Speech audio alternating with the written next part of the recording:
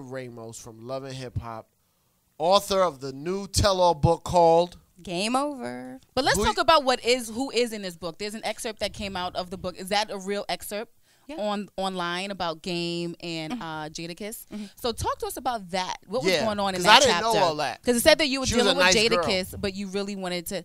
You were with Game, but you really wanted to hang out with Jadakiss. Actually, I was in Puerto Rico for the DJ Mixed Show Power Summit. Was that what it was called? If they do it, it was in DR sometimes. So I was working with Cassidy at the time, and one day we were in the studio, and he was like, "I'm going to Puerto Rico tomorrow. You know, you should come." Right. Okay. And he was like, "You should come." I was like, "Shit, why not? Free trip to Puerto Rico. Let's go." And then when we got there, I didn't realize that all the hotel rooms and everything was booked by the label. So he only had 2 rooms, one for him and the other for his assistant, security, whatever. So when we were checking in, I'm like, can a bitch get a key? Like, I'm not sleeping in the room with you. He had a girl with him anyway. Yeah. And I'm not staying in the room with 3 dudes. Like, I don't even know them. So he was like, we'll work it out later. Because, once you get there, it's hectic in there. You got this to do, that to do, these DJs from all over the place. So it just got so hectic. And in the middle of us checking in, I ran into Kiss. Now, Kiss and I had been in a relationship when I was in college. Oh. I met Kiss before he was, like boyfriend, girlfriend, or just... It was right. And I seen him. And it's one of those things where it was never an official breakup. It was never any bad blood between him and I. So I was like, I'm gonna need the key to your room, dog, because I'm not sharing a room with him. And he was like, no problem. He gave me the key. He was with the Locks and all of them. That's when he was working. Naj was working with Puff and all of them. They were all there. They seen Kiss give me the key. It was like a big joke, like, oh, you still got him in your pocket after all these years and all this kind of stuff. So I took the key.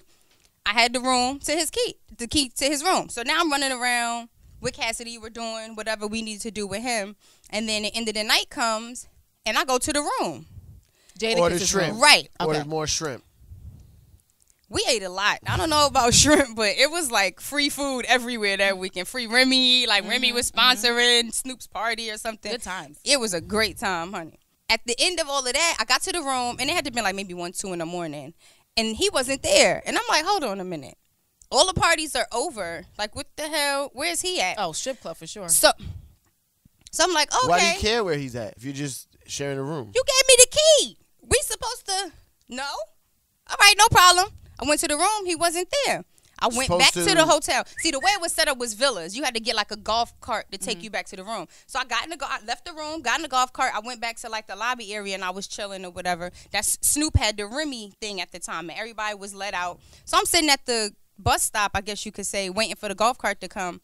And I'm sitting there and I'm thinking about, where's this fool at? Like, what the hell's going on? Where is he? I still have feelings for him, obviously. I'm asking for his room key because I wanted to chill with him. I wanted to see him. I'm human. I'm a female. I have feelings. And I was feeling some kind of way. And all of a sudden, come sit next to me is Game. He's waiting for the golf cart. Now, him and I had met through Fab's manager, Webb, a couple of months prior to that. And it's in the book, that whole incident, and it was ugly between him and I at that point. And when Were you I seen attracted to him, like, to Game? Yeah. No. Okay. Not at all. I met him. This is again when he wasn't even that big. Yeah. This is before Keisha Cole. This was, this is when Interscope had the whole Keisha Cole, Kanye West, and they had that whole little party thing or whatever. So this is before Game was tatted up and all that kind of stuff. And he came and sat next to me, and I'm just still contemplating, thinking about Kiss, and I'm upset, I'm frustrated, and he nudges me. And I was like, oh, hey. But then we got to talking, you know what I'm saying? And he was just like, my bad about the last time I misunderstood, why homeboy had you around. I didn't know. And we talked about it, and he was like, yo, just come back to the room. I was like, because I don't want it to be a repeat. So he was like, nah, we just gonna chill, because he was bored. There were really no girls there like that. It was work. It was work, and everybody there was work. DJs. Mad, it's a sausage fest. Yeah. Pretty much. Yeah. So he was like, nah, we could just chill. I got a bottle of wine in the room. I was like, fuck it, why not? Kiss ain't around. So you go back to the hotel with Game. Well, not the hotel. We back were to all the staying room. at the hotel. We went back to the villa. Okay. And we chilled. Was there a Got fucked jacuzzi up. involved? Yeah, there was. What was that? A jacuzzi. Oh. There was, but I had my clothes on. You had your clothes on in the jacuzzi. He pushed me in, and I was fully dressed. Oh, so you guys were playing around. It wasn't just like, it wasn't. Hey, No, I'm not saying I slept with Gabe or being Gabe was boning it. No. Did you think it was corny? Not that I thought he was corny. He was different, and it was just like West Coast. You know, I'm from New York, so for me, those guys are like, all right, you're cool, but he wasn't. He wasn't what I was, you know. I don't know. I wasn't attracted to the game, and I wasn't because if I was from the first time when I first met him, I would have hooked up. Like we could have just exchanged numbers and got together. But from there, I was like, but wait, no. When you first met him, what happened? You said it was really bad. It was, you know, you in the room with a dude and he's thinking that it's something that he doesn't understand. He thought he was about to get some and you shut it down. If I come somewhere with Cipha and we go somewhere and let's say me and him are really cool, but he brings me around an artist who's new up and coming, but he's used to getting girls and getting his way. And Cipha's like, no, that's my homie. We cool. It's not even like that. He, you know, his bells are going off in his head like, well, maybe he bought her for me. Or maybe, you know, and then dude had to go ahead and take care of some stuff for Fab. And I was there by myself waiting for homie to come back so that we can go. And he misunderstood, I think. Or maybe they was trying to set my ass up. Who the fuck knows? With Web, I don't never know what to expect. But, you know, you just never know. And it was so crazy because even after that, I never told Web, like, yo, your man tried me. I just left. I got in the cab and went home. I was just like, I get it. It is what it is. People always push up on her. Yeah. So it's like you just rub it off as... Right. And I didn't even think nothing of it. And, happens. You know, it was just... I had to get out of it. Okay, so this is the first time. You talking about the first time? That was the first time. So yeah. The second time he was super cool. Yeah. He didn't try me. It wasn't take your clothes. You know, it was never, you know, nothing like that. And we were drinking and we were smoking. You know, we was chilling. And he never he didn't try because he understood at that point. And I don't even know if he had a conversation with Webb about it. And Webb was like, nah, because see, I lived in a house with Fab and 6 other guys. You know, I was always the only girl and things were always cool. And, you know, I shared a bedroom with Paul Kane. We slept in bunk beds, him and I, for years. So, you know, I was always cool with the dudes and I was always able to just become one of the fellas. And it just was what it was. Like, it wasn't always I'm sleeping with everybody. Like, it's impossible. You know, they're not going to like everybody, but I'm going to sleep with whoever I want to sleep with. Now, speaking of that, one of your cast members and friend, L'Oreal, she was in the book. I don't know if you took her part You slept with her? No. Oh. But on the show, you basically had some stuff in the book about her, which she didn't know of. And you said that she sleeps with millionaires. She doesn't get anything for it. So I'm just trying to think, if you guys were close, why not let her know what you were going to put in the book or discuss it with her so there's no hard feelings or just have a conversation? Right. For the record, the show is for entertainment.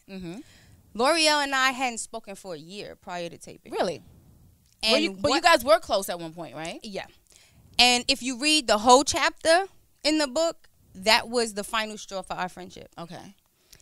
So when you wrote it, were you mad? I wasn't mad, but it was my story. And it was happening. See, I was keeping journals of things that were happening. So when it wasn't even snitching, it was for me, like, in that situation, for example, it was just like, it was an abusive relationship, I felt like. It's like you give somebody everything and you do so much for them and you feel like because you're so blessed in certain things and they're not, you know, you want to give them and make sure that they have, you know, and have access to everything you have and they have what you have because you don't want them to be jealous and you don't want the animosity. But then it becomes resentment because it's like, bitch, how you getting all this shit and not me? And then I think that's where the friendship kind of went sour. Yes, that's how she felt. Because why you getting stuff and not her? Right. Because, I mean, she says whatever she says. Oh, you were prostituting and, you know, I date these guys because I want their time. But you sat on my couch numerous times and asking me, like, how do you do it? Like, how is it that you get with this dude and he give you money for rent or, you know, he'll take you on a trip or he'll buy you. She didn't know how to do it. Because, see, you know what? When a guy sees you, like how you said I was ghetto and all of that. I was young when that was going on. And I was ghetto because I was living in a house with 6 guys. And I just, you know, I just picked up the dude. You don't sound sucking with my hand. Ghetto now. No, but when you're around, shut the hell up. Because I was around you. You wasn't a millionaire. What the hell? Why did I have to switch up for your ass? I could afford the shrimp. I could afford the shrimp. You was begging me for interviews with Fab. Nigga, I was helping your ass out. I said one thing. Fire. All right, go ahead. Shit. So how do you get them to pay rent? When you're dating certain guys that are of a certain status and they like you and they fuck with you and if you're in a situation where you need something, why not? You fuck with me. Why wouldn't you help me out whenever I need help? Or why wouldn't you want me to have nice things? Or, but when you meet a female and you've already heard about her and she sleeps around and, you see her ID and her phone in her back pocket, you're not going to think to buy that bitch no bag. She don't carry bags. You're not going to think to pay rent because she's sleeping on my couch. You know what I'm saying? Like, so you saying that was her. That was L'Oreal. Right. Okay. That was the situation, and I tried everything. And everybody around me used to always say, from the first time she did me dirty in Miami, everybody was like, stay away from her. How did she do you dirty? And I'm like, we were making plans. I mean, child, if I could tell you stories. It's in the book. No, the only part of her that's in the book is the final straw, where I was just like, okay, this is it. You're never gonna change. You're just gonna keep doing me dirty, and there's nothing that I can do to change you. And I thought by giving her and doing for her and showing her things and keeping her around and making her feel, like a little sister or whatever, I thought that was gonna make her change. And it just kind of got ugly. It was even one time when we were trying to get an apartment together, and when it was time to put up the money for the apartment, she disappeared. And she ends up staying with your girl for free. Because I was about to say, in Miami. Okay, weren't you friends with her too? And then, right, but then in that instance, when that ran out, then she came back to me. I remember that. And then after she came back to me, it was like, okay, here I go, Captain Save-A-Ho. Once again, I'm like, you know what? I'm not even tripping. It is what it is. You're having difficulties over there. Even though you did me dirty months ago and you went over there thinking that was going to save you, and then you end up back here. It's cool. Come on. You can come back in.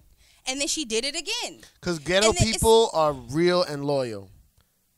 Well, no, I'm being serious.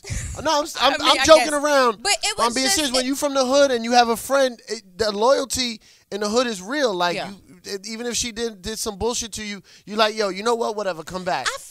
I really felt bad for her. Because, see, when I met her, I didn't even know she was rapping. I didn't know her name was L'Oreal. I knew nothing of the sort. But when she left, and she just like up and left one day, like, I'm going to New York to pursue music, I was like, I support you. You leaving me flat, but it's cool. Do what you want to do. If that's what you want to do, no problem. Then when that didn't work out, she came back, and again, it's the same shit. You putting me in an awkward position, and then you go to somebody to stay with somebody else because you don't want to pay bills here. But then when they got sick of you or whatever incident happened between you and them, then you're back over here to now live for free for a couple of months so you can find some other. My girlfriend said she's a squatter.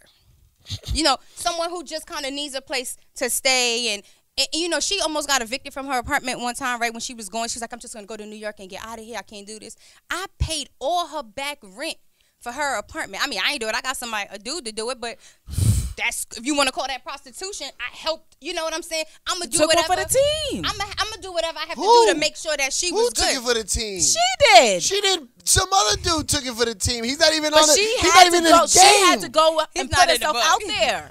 Yeah, I mean, I wanted to make sure that she was okay. I didn't want her credit to be, this is somebody that I saw struggling. I saw a black girl lost, and I felt like, I didn't have an older sister, and I didn't, when I came up in the industry, there was no Twitter that I could reach out to, someone and for you to mentor me, for example, when I'm 17 years old in the industry trying to figure out what I want to do and all that kind of stuff. So for me, I just felt like, let me help her. I was the only child for 13 years. So I didn't have that. My parents didn't know about hip hop. I mean, I grew up in the projects in Brooklyn, but there was no hip hop. You know what I'm saying? We had special ed, but I couldn't go to special ed and try to get, it was just, we just didn't know. Special ed, the rapper?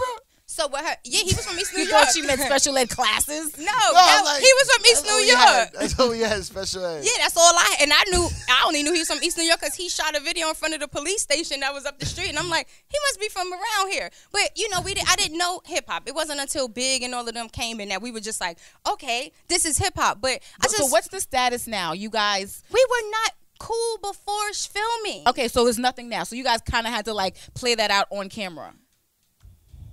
So did you take that chapter out of your book, though? No, the crazy thing you said you was going to take it out. Right, and I was. And when she asked me, I thought about it, and I was. But that conversation between her and I at the restaurant, when she asked me to take it out, you didn't see everything else that came out. There were other things that she had been doing to me still while the show was filming. For example, I introduced her to Young Berg. I wanted her to do a song with him. Young Berg. I wanted her to do it. He was another one of my friends. And Young Berg? When he moved to Miami, say what you want. Read the book. You make all the faces you want, honey. Read the book. Well, who's Young Berg? Don't let what everybody else is saying, because for me, he's not. And like I said, it all depends on who he's dealing with. He wasn't like that with me. Or to me, Wait, what do you mean by friend? A real friend or somebody you mess with? We was friends, period. Okay. So, how many months rent did he pay? When he moved to Miami, shut up. When he moved to Miami, he was working with artists, and, he started writing, and he was, going into producing. So I was like, well, maybe he can help her. I introduced him to her. He was like, cool, I'll work with her, no problem. And while we're taping, I don't know if she was talking to him or how he got wind that her and I got to speaking again. He was like, she threw the pussy at me. I'm like, oh, my God, this shit just doesn't end. So wait, that was your boy. You hooked him up on some business stuff, and then she tried to holler. And she knew him and I were sleeping together. Okay. She knew that. She knew clearly when we were in Miami. It wasn't like that was my man or anything, but you knew that was the relationship between, him and I or whatever. And then when he told me, I was just like, and I presented it to her, and she was like, well, why would he tell you? He thought you told me. You know what I'm saying? He didn't think that you would keep that from me, especially now if now we have to communicate because we're filming the show together. And then that was one. Then after that, in that same conversation, I was hanging out with this girl in Miami, and she used to get clothes and stuff like that. And she was dating this guy, and she went and told the girl, because I was paying the girl to get her clothes, to get L'Oreal clothes. And I guess she felt like I want to get the clothes myself. And she went and told the girl that I was sleeping with her dude, and she knew I wasn't sleeping with homeboy. And then when I said it to her, she was like, yeah, you were. I'm like, what? You sound crazy. Like, you're the only one in the world that thinks that. He doesn't think that. I don't think that. No one else around us. But it was, conquer and divide. You know what I'm saying? Like, it was just one of those types of things, and that's just who she is, and that's what she does. It's a lot. This is a lot. Honey, that's not even it. Whoa. At the time, with the portion of the book that I wrote about her, when I was, helping her as far as her music, I was paying for studio time, I was doing all that kind of stuff. So were you managing her in a way? No, and that's the thing. I was footing the bill, and I let her know. She was still signed to Red Cafe. Okay. I let her know. I don't want to be your manager. I just want to see you progress in your career. Period. It wasn't I'm sign these papers and I need a percentage of. I never. I didn't even want none of her money. Mm-hmm. I didn't want none of her money. I was good prostituting or whatever she wants to call it, but I was okay. Mm-hmm. You know what I'm saying? And the guy that I was with at the time, that was the financial backer for what I was doing as far as the studio time with her, she hooked him up with one of her homegirls while him and I were together. So for me, it's just like, when is enough enough? For me, when is enough? That's what I want to know. Wow. You know what I'm saying? And at what point do I say, I just can't do this anymore? Like, I just can't. And as she was telling me those things that day in the restaurant, and everybody was like, oh, you didn't really say much. I found out I was pregnant that day. As soon as I sat down was when I found out I was pregnant. Which day was so?